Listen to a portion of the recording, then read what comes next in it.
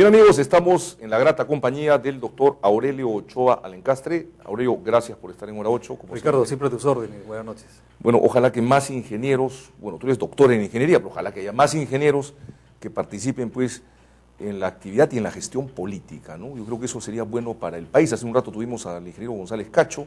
Claro. Hay muchos candidatos ingenieros de varios partidos y creo que eso es bueno, ¿eh? Me parece que sí fortalece o va a fortalecer el Congreso, me parece, ¿no? Porque al final, en lugar de los comepollos y cosas por el estilo, me parece que de todas maneras la técnica, en este caso la ciencia, la tecnología, es bueno que esté presente en el Congreso, ¿no? Porque hace meditar mejor.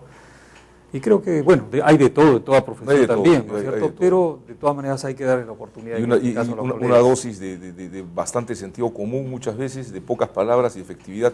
Países como la China son gobernados por ingenieros. Y justamente ese es un detalle que tú has tocado, Ricardo, muy, muy importante. Fíjate, en el caso de la China, o sea, el despegue de la China, ¿a qué se ha debido? Que el Consejo de Estado de 15 miembros estuvo conformado desde el inicio por ingenieros, 100%. Actualmente hay 2 economistas, o sea, hay 13 que son ingenieros y 2 economistas. Entonces estamos viendo hacia dónde ha ido la China, hacia dónde está la China en este momento, ¿no es cierto? Que es la segunda economía mundial en este momento, ojo, y es probable que el año 35 se espera que pase, ¿no es cierto?, a la primera economía mundial que es Estados Unidos, o sea, se convierta, imagínate, en pocos años relativamente, ¿no? Entonces, creo que ese es un bonito ejemplo de lo que justamente el rol de los ingenieros está jugando en lo que es la política. Entonces, el caso de la China es espectacular. Ahora, no con eso queremos decir que en el caso de Perú todos los ministros sean, pues, ¿no es cierto?, ingenieros, pero me parece que habría que mirar los ojos hacia ese país milenario que nos está dando un ejemplo, ¿no? Entonces, ¿cómo es que ha llevado adelante toda esta política económica, ¿no? Entonces, lo que es, digamos, todavía espectacular es que en pocos años, o sea, ese crecimiento espectacular de un promedio de 10% anual de su PBI. Entonces, en este momento, por ejemplo, es el acreedor más grande del mundo. O sea, todos le deben, incluyendo Estados Unidos. Estados Unidos, fíjate, para que tengamos una idea, cerca de 2 billones. Billones. O sea, así es, o sea, de dólares le debe, ¿no es cierto? Los bonos del Tesoro están precisamente depositados en el Banco de China. Entonces es impresionante, o sea, es el acreedor más grande. Olvídate, Japón ya pasó a tercera, ¿no? Digamos, está en otro nivel en este momento, en la parte de las acreencias. Entonces, ha ido acumulando porque hoy día es la factoría del mundo, como sabemos, ¿no? Entonces, fíjate, en pocos años, porque de todas maneras, si nosotros pensábamos que esto ha durado 100 años, bueno, todavía, ¿no? Entonces, eso llama la atención y creo que todos los políticos que han ido, desde Alan García, en fin, todos los que han podido ir allá han podido comprobar eso. Entonces, pero lo que tú has hecho mención, el caso de los ingenieros, ¿no? Entonces, como su Consejo de Estado, y ese es un pueblo sabio, en realidad, y milenario, pues, ¿no? Entonces, ¿cómo ha visto por conveniente que precisamente hay que recurrir a lo que tú señalabas, ¿no? Entonces, a profesionales en general que no vean tanto el detalle y la discusión, sino en forma concreta. Esto se puede hacer, no se puede hacer, etcétera, etcétera, y al final estamos viendo los resultados, porque lo que hay que ver son resultados, ¿no? Y los resultados creo que son tangibles, ¿no es cierto? Bueno, de todas maneras, no esperemos llegar a ese extremo tampoco en poco tiempo, sin embargo, esperemos que con lo que has mencionado en el Congreso tengamos algo. Lo que pasa también es un poco el mensaje es que durante décadas hemos sido, pues, había una mayoría, digamos, de hombres exclusivamente de letras, que siempre son necesarios, por supuesto, los abogados, por supuesto, los historiadores, los antropólogos, en fin, ¿no?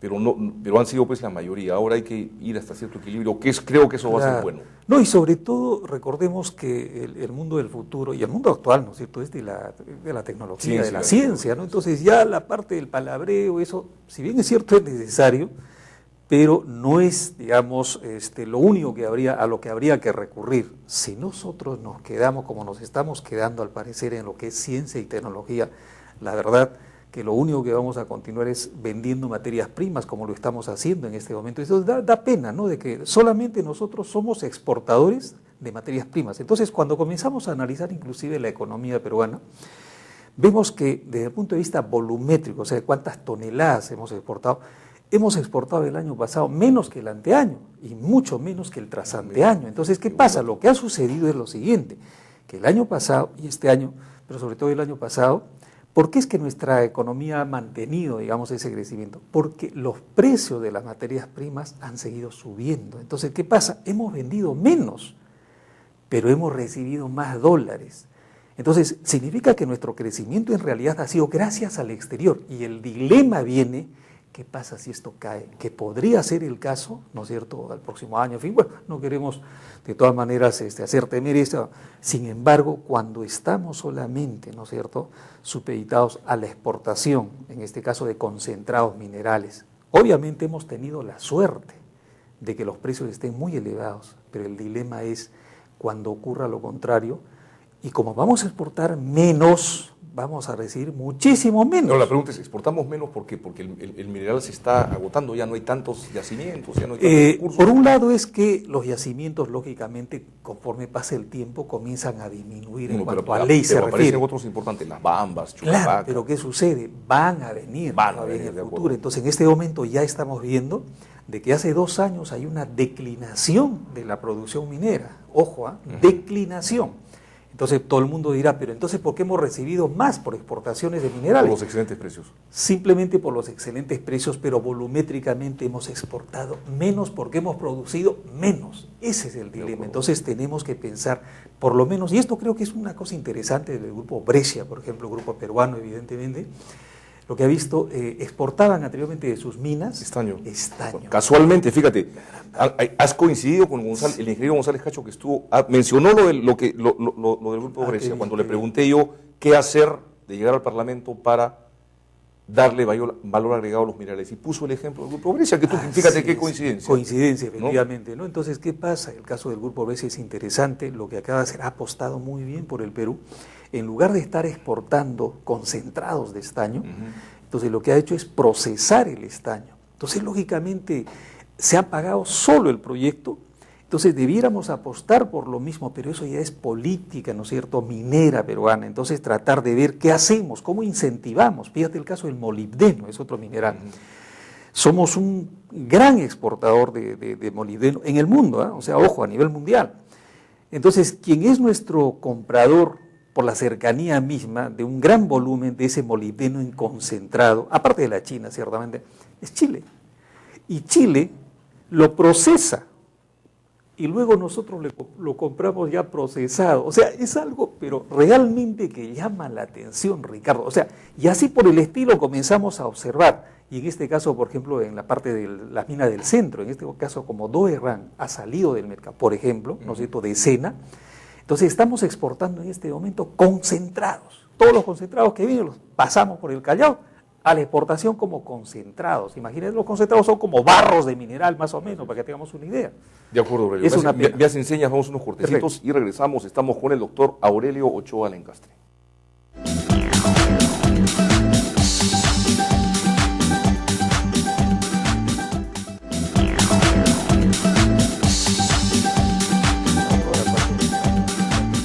Bien, yo quiero aprovechar la presencia del doctor Aurelio Ochoa para preguntarle sobre la OEFA, el tema de que es la entidad que tiene que ver con la fiscalización ambiental ahora, ¿no es cierto? ¿Cómo es el cambio que ha habido? ¿En qué consiste? ¿Y cuál es tu punto de vista? ¿Te parece que está bien? Claro, Ricardo.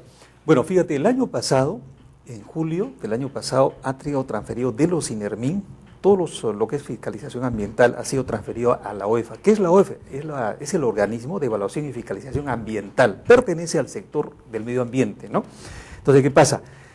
Fueron transferidos el año pasado. Y este año, a partir del 3 de marzo, o sea, de este mes, todo lo que corresponde a la fiscalización ambiental en el sector eléctrico y en el sector hidrocarburos que tenía los INERMIN, de igual manera ha sido transferido a la OEFA. Ojo, o sea que ya está en este momento en función de la fiscalización ambiental en lo que sería la OEFA, o sea, en el Ministerio del Ambiente. Bueno, no es el ministerio, pero en el sector ambiente ha sido transferido. Ahora, felizmente en el caso de lo que es hidrocarburos y electricidad, ha sido transferido con el presupuesto. Entonces, de 14 millones, algo es algo. En cambio, el año pasado, cuando transfirieron lo que era la parte minera, fueron transferidos pues, con 2 millones, una cosa tremenda mina que tenemos, o sea, pues una cosa, un saludo a la bandera, ¿no? Entonces, lo que ahora han hecho más bien ha sido mejor. Entonces, lo han hecho más lentamente y el 3 de marzo, aunque se decía era el 2 de enero debió comenzar, entonces pidieron un poquito de chepa para que comenzase una vez que tuviesen el presupuesto, el personal, bueno, y ha sido transferido con presupuesto. Entonces eso es interesante porque esto permite una mejor fiscalización ambiental. Ahora, Lógicamente hay muy buena voluntad por parte de esta nueva entidad, sin embargo, de todas maneras me parece que esa es otra de las situaciones que a veces las improvisaciones en cuanto a falta de planeamiento, ¿no es cierto?, estratégico en nuestro país, en todos los sectores, hace que de la noche a la mañana se haya pensado, por ejemplo, transferir estas funciones. El Ocinermin, en la parte minera, por ejemplo, que se transfirió el año pasado, le demoró 2 años y medio, casi 2 años y medio, aprender a fiscalizar minería. Imagínate. ¿Ya? Y a los 6 meses, que ya había aprendido, ya estaba fiscalizando más o menos, ¿no? Le dice, ¿sabes qué? Tú ya no vas a fiscalizar, ahora va a fiscalizar la UEFA, ¿ya? O sea, esto del medio ambiente, que este organismo, ¿no? Evaluación, fiscalización ambiental. Entonces los INER simplemente, bueno, dijo, si esa es una orden, pues transfiero. Y se fue transferida en julio del año pasado. Y evidentemente la pobre OEFA pues estaba en la calle. Lógico, porque de la noche a la mañana que tú generes un organismo que a los INER fíjate, teniendo plata, porque los INER tiene pues un buen presupuesto, tiene gente en consecuencia, ¿no? Ha contratado, ha hecho todo, y de la noche a la mañana lo transfieren. Fue una cosa increíble, como que digamos torpedeásemos la fiscalización ambiental en el sector más fuerte. Nosotros somos mineros, no somos petroleros ni gasíferos, olvídate. Nosotros somos mineros tradicionalmente, milenarios además, ¿no es cierto?, en la parte minera. En consecuencia, somos primeros productores, ¿no es cierto?, en el caso del molibdeno, primero en la plata, ¿no? Segundo, tercero en el caso del cobre, en fin. Entonces somos digamos, a nivel mundial, ¿no es cierto? O sea, no así, nivel sudamericano, no, nivel mundial, ¿no? Entonces, evidentemente, ese tipo de inversiones requieren una fiscalización. Estamos viendo todos los conflictos sociales que se generan justamente por afectar el medio ambiente, sobre todo. ¿Y qué cosa es lo que hacemos? Es una cosa increíble lo que pasó el año pasado. A partir de enero se dio la orden que en julio comienza la transferencia y el 1 de enero se transfiere electricidad y hidrocarburos. Bueno, decíamos entonces, fue pésimo, por supuesto, esa iniciativa. Entonces, a veces uno comienza a sospechar que hasta ese extremo van los lobbies. O sea, realmente es preocupante porque desarmas, digamos, un santo que se había preparado durante tiempo en hacer, ya estaba pues expedito, estaba ya fiscalizando muy bien durante 6 meses con las justas porque había aprendido recién. Y le dices, ay, no más, ahora pasamos a esta otra. Y el otro estaba en la calle porque no tenía ni plata, no tenía nada. Y así se transfirió la minería. ¿Qué ha sucedido? Todo el año pasado, evidentemente, como tú comprenderás, no sé, tú has sido una fiscalización casi cero de lo que es la minería. Ojo, en aprender todo el proceso. Caramba, ¿no? Entonces, y ahora ha pasado la parte de hidrocarburos y electricidad. Bueno, pero esta es una lección, ¿no? Es una lección como cuando un país, ¿no es cierto?, digamos así de tumbo en tumbo, actúa, ¿no? Porque justamente no tiene un planeamiento estratégico, simplemente es porque se le ocurre pues a un gobernante o un X ministro, o simplemente es el lobby o los lobbies los que actúan para que digan, oye, ¿sabes qué? Este nos está fiscalizando mucho, así que mejor si lo sacas del camino, porque ahí estaba en los INER fiscalizando muy bien. Esa es probablemente una de las principales razones y por eso siempre sostenemos en este programa que debería haber en el Perú una ley de lobbies, pero real, no como la actual que está pegada con babas, como dicen, sino una ley de lobbies real, que transparente, alguien lo dijo, creo que ayer o anteayer en este programa, que ilumine la administración pública, claro. que todo lo que se haga en la administración pública esté iluminado y que todo el mundo lo pueda ver. Lo que no le gusta al político, lo que no le gusta al funcionario, es que lo controlen, lo supervisen. Evidentemente, ¿no? Entonces, ¿qué pasa? Al final la sociedad se ve afectada. Porque, ¿qué sucede? Una actividad tan importante como la minería... Lo que acabas de contar es gravísimo, es una cosa indignante. No, hay un artículo que escribí justamente, ¿no?, en una revista sobre medio ambiente, este tema, ¿no?, sobre la responsabilidad social y sobre la función del Estado en lo que es la fiscalización ambiental. Entonces, ¿qué pasa? Esto justamente ha demostrado de que cómo debilito las entidades del Estado que se han preparado, estamos hablando de los INERMIN. Entonces, esa es una situación que realmente debe servirnos de lección, Ricardo. Muchas gracias, Aurelio. Una última preguntita, porque el tiempo siempre nos gana.